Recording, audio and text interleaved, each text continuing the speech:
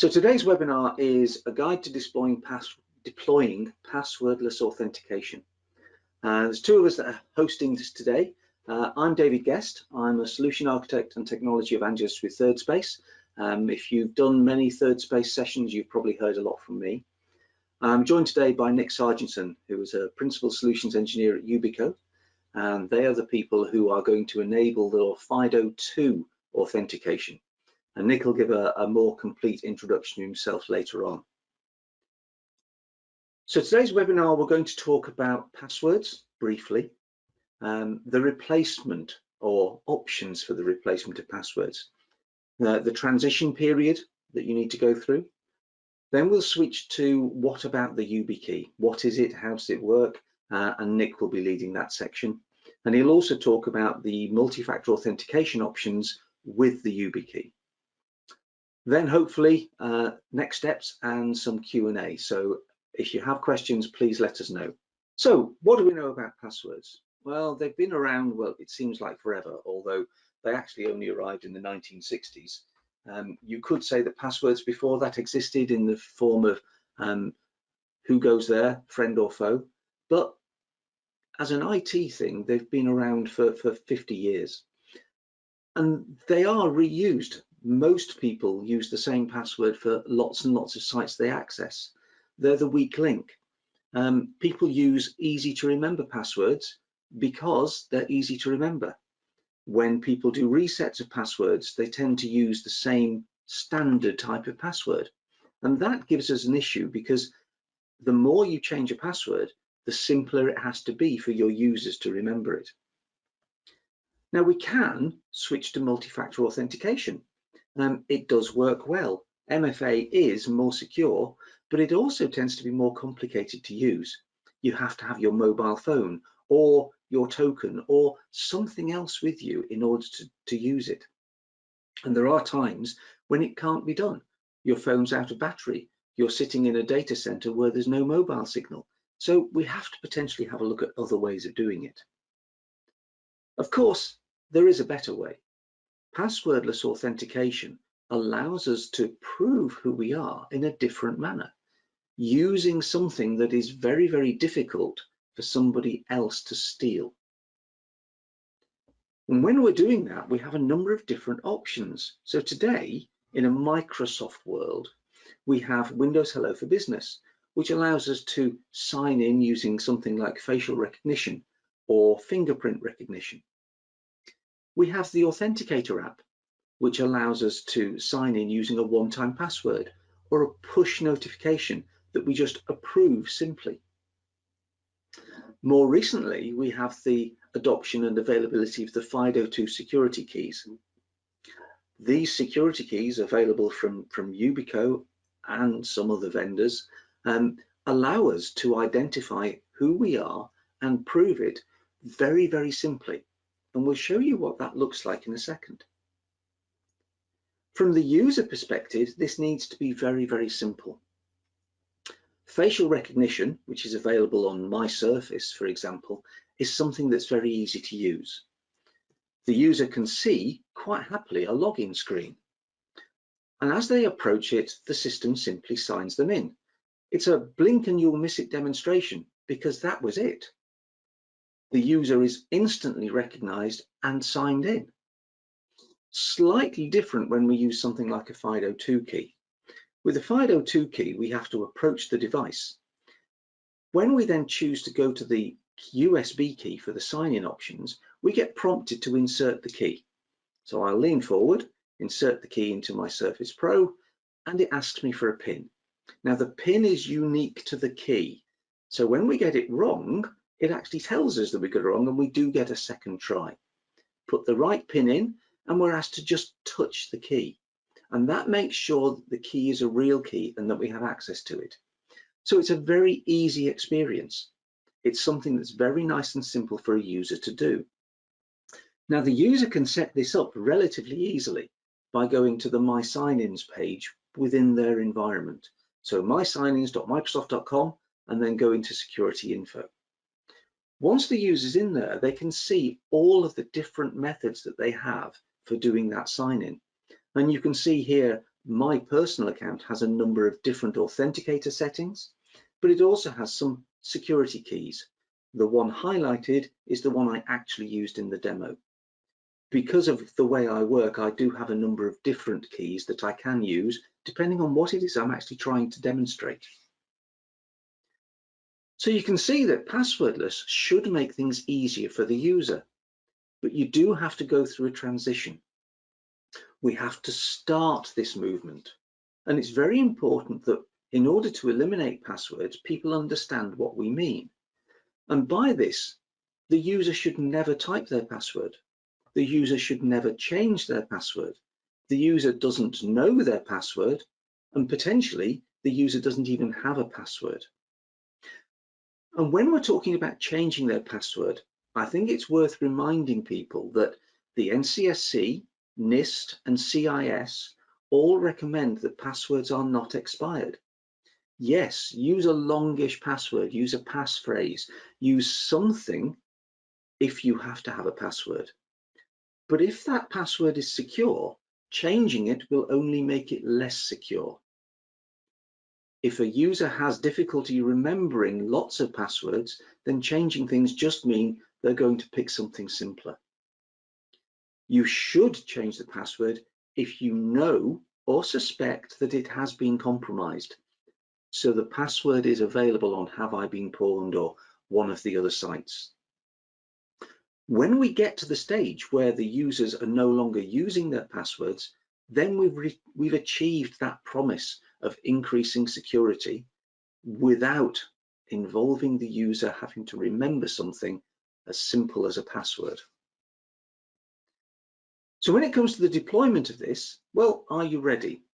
In order for us to use all of this, you really potentially need some hardware. You need a TPM chip to store that fingerprint, that facial recognition image. So considering that the biometrics and PIN-capable devices with TPM are good. Of course, if we're using a FIDO2 key, that doesn't necessarily apply because the FIDO key can become the TPM. Configuration of this can be done using the temporary access pass, and Nick will talk about that later. But that enables us to sign in using an MFA without having pre-configured MFA. It's a very, very clever way of operating. Deploy Windows Hello for Business to your Windows 10 devices to make sure that that biometric or PIN sign-in will work. If you're running this with Active Directory, make sure you have 2016 plus Active Directory in place and all the latest patches so that you can support that passwordless environment. Enable it. Make sure your Hello for Business is out there. Remember that with biometrics, they are only actually stored on the device. So a user will have to register on the device multiple times. So a PIN may be a nicer way, or better still, a FIDO2 key. We can do phone sign-in to the websites with the Authenticator app, either by asking for a one-time password, or by a push notification, or by presenting them with a number, and they must pick the matching number from the Authenticator app. And these make the man-in-the-middle attacks much more difficult. And then finally, the security key. And the security key is probably the best way of doing this going forward. And with that, I'm going to pass on to Nick to talk about the YubiKey. Thank you, David. So, as Dave said, my name is Nick Sarchinson. I'm Principal Solutions Engineer within Ubico. And so I'm just going to run through the external authenticator, the YubiKey security key side of things with passwordless in primarily the Azure environment here. If you don't know who Ubico are, we are the principal author behind FIDO U2F and then FIDO2. It is now a ratified standard with W3C and the FIDO Alliance. We don't own this code or this technology anymore. It's out for the world, which is why we see this huge adoption over the last few years now with, first of all, with Google. If you look at their advanced protection program and their security key support, and then Microsoft, who's helped drive the standard forward. I actually struggle very much now to find demos of services where a FIDO solution is not part of the options, which is really good for us. So Twitter, Facebook, Google, all these people, you'll see every mention of WebAuthn or FIDO there. We are a Swedish company, originally based out of Stockholm and Palo Alto now, offices around the world, and hopefully we work with pretty much everything customers have. As you'll just see in a moment, we are, if you'd like to say, a hardware vendor, I guess. We don't actually sell the platforms, we work with what people already have. Okay, so that's a quick introduction to Ubico as a company. As to what we do, this is our core business, our security keys. So we don't supply a software platform, we have utilities, etc. But at the heart of it, we sell secure authenticators to work what customers already have. So these things, the ones on the left are our security key, our YubiKey 5 series. These are our standard keys that most people buy. These are our multi-protocol keys. Swedish Swedish Army knife, that's what I was trying to say, of technology, if you like, has all the protocols on.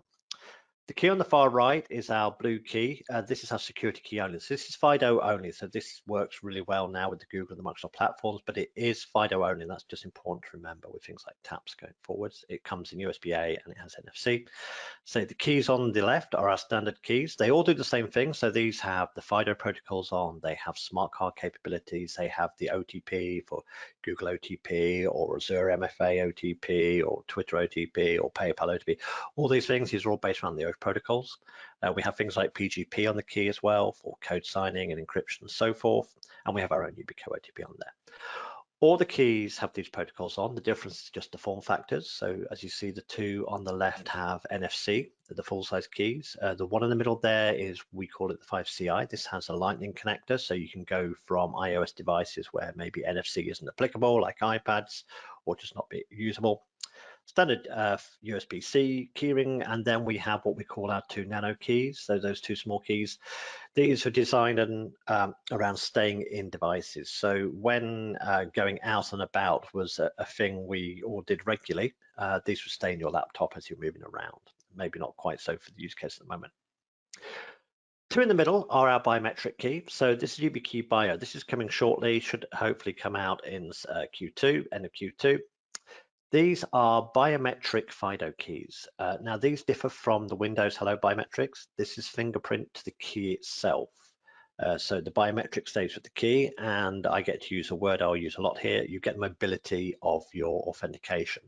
So just be clear, this is not Windows Hello for Business biometrics.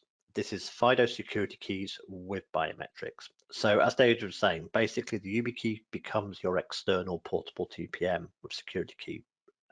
And with the biometric key, you can take that biometrics with you from one desktop, from my Mac desktop to my Windows desktop and back again. Because the biometric is to the key itself, there's no storage on your desktop device. The fingerprint templates are all stored on the YubiKey and they follow the YubiKey. And FIDO was built with biometric in mind. So there's nothing extra you need to do in Windows. There's nothing extra you need to do on a Mac and a Chrome session, for instance. You just touch the key and away you go. So they're very useful. And they'll come in USB-A and USB-C. They will not have NFC at the moment, and they are just, I say, FIDO only at the moment. So that's the core of what we do. Hardware secure authenticators, the black keys and the multi-protocols, and the blue key with single FIDO, and then the biometric key to give that extra level of assurance if biometrics is the way you want to go. Just bear in mind with biometrics, as David was saying, there is generally a fallback to a PIN, so you have to work that into your flows. Okay. Because we have all those technologies on the standard YubiKey, we very much see it as a bridge to passwordless in the state of what we're talking about today. So there's still a lot of people out there with legacy systems, with say smart card systems for desktop logon, for ADFS, for RDP, for Citrix and things like that. There's an awful lot of OTP out there, mainly in the consumer space now, but there are still a lot of processes where you might need it for a VPN. So because we support all these things on the key, because we support these things as standard, so you don't have to layer on another Ubico management solution or Ubico authentication server, we do see the key is helping take customers from maybe that legacy environment into a modern environment and then into the future environment as well. So if you're a standard AD domain at the moment, all on-prem, you might be looking at smart card for your internal security at the moment, but you want to move to a hybrid and then eventually a full AAD. Things like a YubiKey with the multiple protocols on can take you from your smart card to your FIDO side to the OTP side as you want. And you can use all these things on the key at the same time. So up till recently, when we've been talking about the journey to passwordless for users, there are still challenges there. We aren't there yet. There is still a way to go, but we're getting a lot closer to that ideal. But say a year ago, you have this thing within the Microsoft Azure format where if you want to register a security key, you have to register for MFA first. Now, you want to register for a security key because you want to remove the password, but if you're registering with MFA, then you need a password to get in. So this is for the phone passwordless or the YubiKey passwordless. So you had a little bit of catch-22 there that you still need a password. So we would look at using the YubiKey as the OTP generator as well to let you into your profile so you can enroll your security key. But the password was still there. So again, you can see where this journey is going. We have ways of getting around that now. Okay.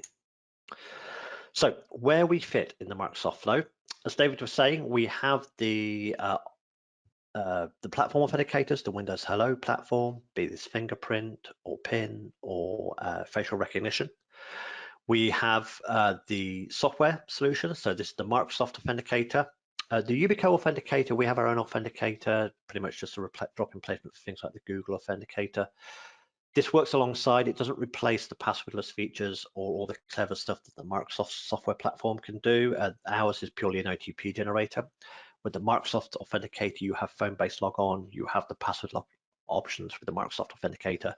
But if you only have an OTP use, then you could slot the Ubico Authenticator in there. But it does not give you the password side. It kind of complements or backs up the Microsoft side here.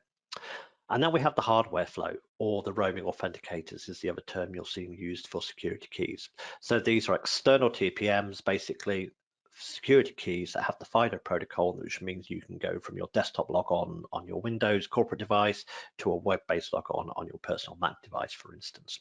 And it gives you that, as I say, that mobility of authentication. And you can use it to bootstrap both the Windows Hello platform and the Authenticator platform if you need to. So these are all the parts Microsoft are putting in to enable this passwordless flow, be it from a non-corporate device, say a Mac device, your corporate devices, and then also provisioning new devices where you've got the out-of-box experience.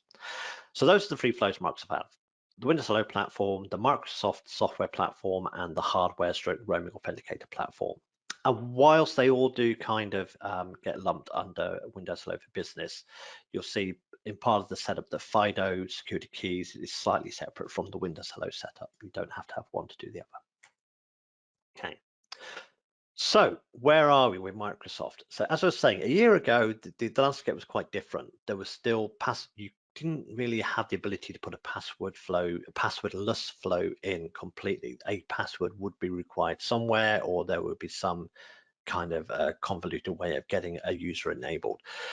Especially with Ignite this year, we've seen passwordless go GA, and we've seen things like TAPS public preview come in, and we've seen a lot of APIs and Graph and PowerShell extensions that give customers the ability to actually really implement passwordless now, be it with the Microsoft Authenticator or be it with a security key. And another thing that I just had to put in there that came out of Ignite this year as something to be aware of is the fact that we found out that the YubiKey is the most widely deployed authenticator across the Azure estate as well, which is very good for us. There's a bit of self-promotion there. But in general, it's all the Microsoft enhancements to the Azure platform that's really getting us closer to that ideal of a passwordless flow now for users. Okay. So what are they giving us? Just to start with the graph side of it, really, there's a lot more reporting and analytics around your authentication methods in general now in Azure. So you can see how you're going towards your passwordless. You can see how many people you've got enrolled within, say, for FIDO keys or for the phone-based logon. You can see what users are signing up for what. You can see the risk users and you can see the risk factors. So as an organization, you want those metrics. You want to be able to see how your drive to passwordless is going. So there's a lot more reporting and insight tools now within Azure to give you that information, so you can see how well the pickup's going. You can see the users who haven't enrolled for FIDO, for instance, or for the passwordless. You can see people who are just still using OTP, or even maybe just using a password if you're letting them do that. So you've got a lot more control about this rollout. You've got a lot more visibility of where your passwordless project is going within your organization, which is really helpful. We have then also the API resources to say, so you can do a lot more with the APIs. You can create, delete authentication tokens for taps, you can delete FIDO, you can report, and you can build all this stuff into your PowerShell. So you can start building flows for you. So you could have a Teams channel, for instance, with Power Automate that monitors messages, does a graph API to generate a tap, and then deliver it to the service desk. So you can do a lot more automation tools, a lot more delivery, and a lot more enablement tools there from the API side. So it's worth looking at those if you've got the time.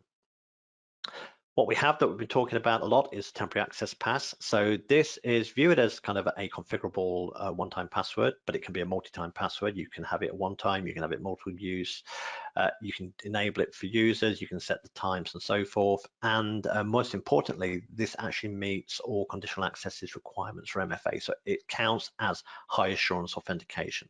So you can provide a user with their username and a temporary access pass, and that's all they need to log in and then be able to register themselves for a security key. So this really takes us that one step closer to the user never actually knowing their password, which is what we want, because if they don't know it, they can't divulge it, they can't write it down on a post-it. What we can do is we can use it to leverage registering a phone or a security key within the My Signings and the user self-enrollment.